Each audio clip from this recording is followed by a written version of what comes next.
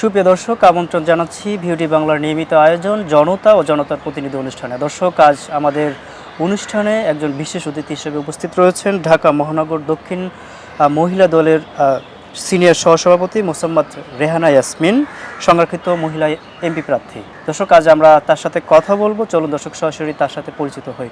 আসসালামু আলাইকুম। ভিউটি বাংলার নিয়মিত আয়োজন জনতা ও জনতার প্রতিনিধি অনুষ্ঠানে আপনাকে স্বাগত। ওয়ালাইকুম আসসালাম, ধন্যবাদ আপনাকে। আমি মোসাম্মদ রেহানা ইয়াসমিন ডলি, ঢাকা মহানগর দক্ষিণের মহিলা দলের সিনিয়র সহসভাপতি। আপু, আমরা যতটুকু জানি আপনি ঢাকা থেকে মহিলা সংরক্ষিত আসনে এমপি প্রার্থী। আসলে আপনি কেন সংরক্ষিত মহিলা আসনে প্রার্থী হতে চেয়েছেন? মহিলা দলের সংরক্ষিত আসনের এমপি হওয়ার প্রার্থী হওয়ার পেছনে আমার অনেকগুলো কারণ আছে। তার মধ্যে একটা হলো যে আমি নারীদের নিয়ে কাজ করতে হলে একটা পরিচয়ের দরকার আছে। আর যেহেতু আমি 29 বছর যাবৎ রাজনীতির সাথে, বিএনপি পরিবারের সাথে যুক্ত আছি। আমার ভাই ছিল, আমি ছিলাম, আমার ভাই মারা গেছে, আমি এখনও আছি। দীর্ঘ 29 বছর যাবৎ তো রাজনীতিতে আছি, কিন্তু এই দীর্ঘ 17 বছর অনেকেই রাস্তা পাল্টে গেছে। জেল জুলুম জরিমানা খেয়েছি, 9বার অ্যারেস্ট হয়েছি, 4বার কারাবরণ করেছি, একবার 13 ঘন্টা 13.5 ঘন্টা গুম ছিলাম। এই তাই ওই থেকেই মনে করেন রাজনীতির একটা, এই যে আমাদের জনাব তারেক রহমান বলছেন যে কিনা কয় দলের শেষ যে ব্যক্তিটা সেও দলের পরিচয় পাবে। তো সেই দিক থেকে আমি মনে করি তা আমি তো সামনের কাতারেই আছি। এই জন্যই কিনা কয় আমার এই যে মহিলাদের জন্য কাজ করতে হলে একটা পরিচয়ের দরকার আছে, একটা ভালো একটা অবস্থানের দরকার আছে। এই জন্যই আমার চাওয়া, আমার নিজের জন্য না। যদি আপনি নির্বাচিত হন, নারীদের জন্য আপনার অগ্রাধিকারমূলক কাজগুলো কি কি হবে? নারীদের জন্য কাজ করার, যেটা আমি অলরেডি আমার নিজের উদ্যোগে করা শুরু করে দিয়েছি, আমি বাল্যবিবাহ প্রতিরোধ, তারপরে যেমন শিক্ষার ক্ষেত্রে, তারপরে যেমন যে ডিভোর্সের ক্ষেত্রে, যেমন তারপরে নারীদের শিক্ষা আছে, নারীদের কর্মসংস্থান আছে, যেগুলো আমি একজন নারী হয়ে, শুধু নারী হয়ে পারবো না। আমি যদি একটা জায়গায় যাই, আমি যদি একটা অবস্থানে চলে যাই, তাহলে হয়তো দেখা যাবে যে আমি নারীদের জন্য এখন যা করতেছি নিজের উদ্যোগে, তখন সামাজিকভাবে আমি করতে পারবো। এই জন্যই আমার। বাংলাদেশে নারীদের বর্তমান প্রধান সমস্যাগুলো আপনি কিভাবে দেখছেন?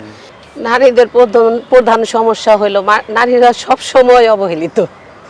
দেখেন, আমরা এই যে 17 বছর, বিগত আগের দিনের কথা বাদ দেন, দীর্ঘ 17 বছর যে আমরা রাজপথে ছিলাম, আমরা মহিলারা কিন্তু সব সময় বুলেটের আগে ছিলাম।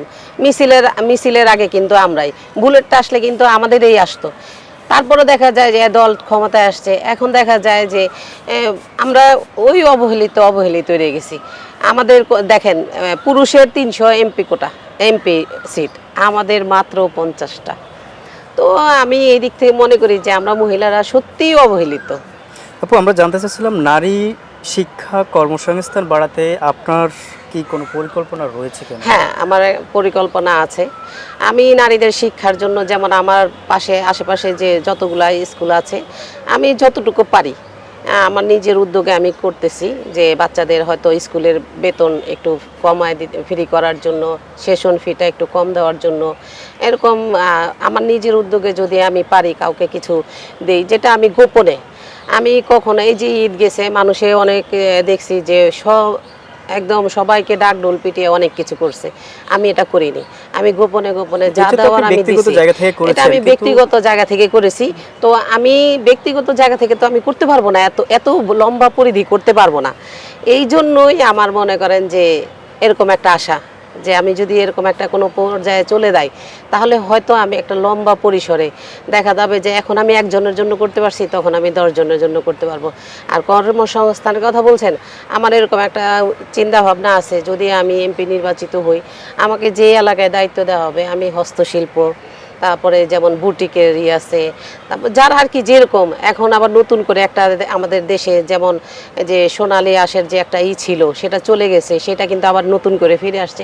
আমি এরকম কিছু প্রকল্প হাতে নিয়ে কাজ করতে চাই। তো সেটা তো আমার একা ব্যক্তিগতভাবে সম্ভব না। এই জন্যই আমি যদি কোনো আমি আমার দলের রাজনৈতিক সাপোর্ট পাই, আমি যদি এমপি, মহিলা এমপি হইতে পারি, তাহলে আমি মনে হয় এগুলা খুব সুন্দরভাবে একটু করতে পারবো। এই আমার পরিকল্পনা আছে। নারীর প্রতি সহিংসতা রোধে আপনি কি ধরনের কার্যকর পদক্ষেপ নিতে চান এবং আপনি কি মনে করেন সংরক্ষিত মহিলা আসন নারী রাজনৈতিক ক্ষমতায়নে যথেষ্ট নিশ্চিত করেছে?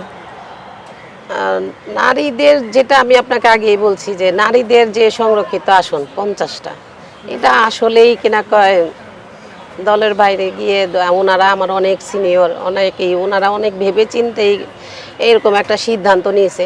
তবে আমি মনে করি আর কি যে আমাদের দেশনায়ক তারেক রহমান, আমাদের যে দলের চেয়ারম্যান, উনি হয়তো এই বিষয়টা একটু ব্যতিক্রমভাবে চিন্তা ভাবনা করতেছে। আমরা আর কি যতটুকু আর কি জানতে পারতেছি যে উনি হয়তো একটু ব্যতিক্রম চিন্তা ভাবনা করবে, মহিলাদের মূল্যায়ন করবে। যেমন আমাদের শহীদ প্রেসিডেন্ট জিয়াউর রহমান, উনি কিনা কয় যেমন আমাদের জন্য, মহিলাদের জন্য কিন্তু উনি অনেক কিছু করছে। এই যে মহিলা দলটা উনি কিন্তু প্রতিষ্ঠিত করছে। উনি মহিলাদের জন্য এই যে এতগুলা আগায় দিছে, উনি কিন্তু হস্তশিল্প, কুটির শিল্প, এই যে যেগুলা বলেন, এগুলা কিন্তু আমাদের শহীদ প্রেসিডেন্ট জিয়াউর রহমানের উদ্যোগেই হয়েছে। আর জনাব তারেক রহমান তো ওনারই সন্তান। আমি মনে করব যে মহিলাদের বিষয়টা নিয়ে উনি একটু বেশিই দেখবেন এবং মনে হয় দেখতেছেনও। উনি যে ফ্যামিলি কার্ডটা, এটা কিন্তু পুরুষদের দেয়নি, এটা কিন্তু মহিলাদের দিয়েছে। তো আমি মনে করি এই দিক থেকে হয়তো আসনটাও নিয়েও একটু চিন্তা ভাবনা করবে। আপনি যে এলাকা থেকে নারী সংরক্ষিত আসনে প্রার্থী, আসলে সেই এলাকায় আপনি কেমন সাড়া পাচ্ছেন?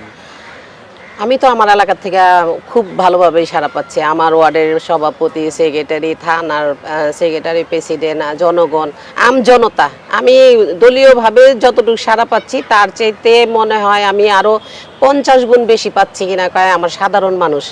আমি আমি যখন এখন রাস্তায় বের হই, আমার যদি লক্ষ্য থাকে একটা যে আমি 10 মিনিটে একটা জায়গায় পৌঁছাবো, আমি পৌঁছাতে পারি না। কতটুকু আত্মবিশ্বাস আছে যে আপনি নির্বাচিত হবেন বা আপনি এখানে প্রার্থী আপনাকে দিবে? আমার আত্মবিশ্বাস আমি পুরোপুরি আছি। আর সব কিছুর মালিক হলো আল্লাহ। চেয়ার, ধন, জন, আমি মনে করি ধন, জন, মান, সম্মান এগুলো সব আল্লাহর দান। আল্লাহ যদি রহম করে, আর আমাদের দলের যে প্রেসিডেন্ট আমাদের তারেক রহমান, আমাদের দলের চেয়ারম্যান, উনি যেই কথাটা বলছেন, এই কথাটা যদি উনি কথার সাথে কাজের মিল হয়, তাহলে আমি আশাবাদী আমি হব ইনশাল্লাহ। আপনি তো মহিলা দলের সাথে যুক্ত আছেন, আর তরুণ প্রজন্মের মেয়েদের রাজনীতিতে অংশগ্রহণ বাড়াতে আপনি কি ধরনের উদ্যোগ নিতে চান বা নিয়েছেন? আমি অলরেডি উদ্যোগ নিয়েছি। আপনি দেখবেন আমার মহানগর দক্ষিণের এখন মোটামুটি সবাই তরুণ, সবাই তরুণ। আগে যেমন মনে করেন যে খুব বয়স্ক বয়স্ক মহিলারা ছিল, তারা কিনা কয়েকটা পদ পদবি নিয়ে তারা গুটি কয়েকজন। আগের যে মিছিলটা দেখছেন, এখন কিন্তু আপনি দেখবেন এই যে একটু পরে আমাদের ইঞ্জিনিয়ারিং ইনস্টিটিউটে হবে, আপনি দেখবেন সব তরুণ তরুণীরা। তো আমি তাদের এইটাই বলবো যে আসেন, সবাই আসেন, কিনা কয় আমরা রাজনৈতিক আশ্রয় নিই, আমরা কিনা কয় রাজনীতি করি, আমরা দেশের জন্য, দলের জন্য, এলাকার জন্য কাজ করি। আপনার দলের নীতির বাইরে গিয়ে যদি নারীদের স্বার্থে কোনো অবস্থান নিতে হয়, তখন আপনি কি করবেন? নারীদের স্বার্থে যদি কোনো কাজ হয়, সেটা তো আর দলমত লাগবে না, দলমত লাগবে না। আর আমার দল এতটুকু বিবেচনাহীন না যে ওনারা নারীর যে একটা অধিকার, সেটার জন্য তারা বিরূপ কোনো প্রতিক্রিয়া দেখাবে। তো আমি মনে করি আমার দল নারীদের সর্বোচ্চ সম্মান দিতে জানে। আমাদের জনাব তারেক রহমান, উনি তো এই যে দেখেন নারীদের ফ্যামিলি কার্ড, নারীদের বিধবা ভাতা, নারীদের বয়স্ক ভাতা, কিন্তু এটা কিন্তু বলে নাই যে পুরুষ বিধবা ভাতা হবে, পুরুষ বয়স্ক ভাতা হবে, এরকম কিন্তু বলে নাই। বলে নাই যে ফ্যামিলি কার্ড পুরুষরা পাবে, এরকম কিন্তু বলে নাই। উনি কিন্তু নারীদেরই সব কথা বলে গেছেন যে নারীরা, প্রত্যেক ফ্যামিলির নারীরা কিনা ফ্যামিলি কার্ড পাবে, প্রত্যেক যে বিধবা ভাতা পাবে, বয়স্ক ভাতা পাবে, এগুলো কিন্তু নারীদেরই। আপনি যে এলাকা থেকে নারী সংরক্ষিত আসনে প্রার্থী, সেই আসনের ভোটার এবং সাধারণ মানুষদের উদ্দেশ্যে কোনো বার্তা দিতে চান কেন? এটা তো ভোট না, তবু আমি আমার এলাকার জনগণকে বলবো যে সবাই আমার জন্য দোয়া করবেন। আমি যেন মহিলা দলের এমপি নির্বাচিত হইতে পারি, হয়ে আপনাদের জন্য এখন যা কাজ করতেছি আমি যেন ভবিষ্যতে আরও বেশি কাজ করতে পারি। আপনারা সবাই আমার জন্য দোয়া করবেন। দর্শক, ভিউডি বাংলার নিয়মিত আয়োজন জনতা ও জনতার প্রতিনিধি অনুষ্ঠানে আজ এই পর্যন্ত। পরবর্তীতে আবারও আপনাদের সাথে যুক্ত হব অন্য কোনো অতিথি নিয়ে। তত সময় সুস্থ থাকুন, ভালো থাকুন, ভিউডি বাংলার সাথেই থাকুন।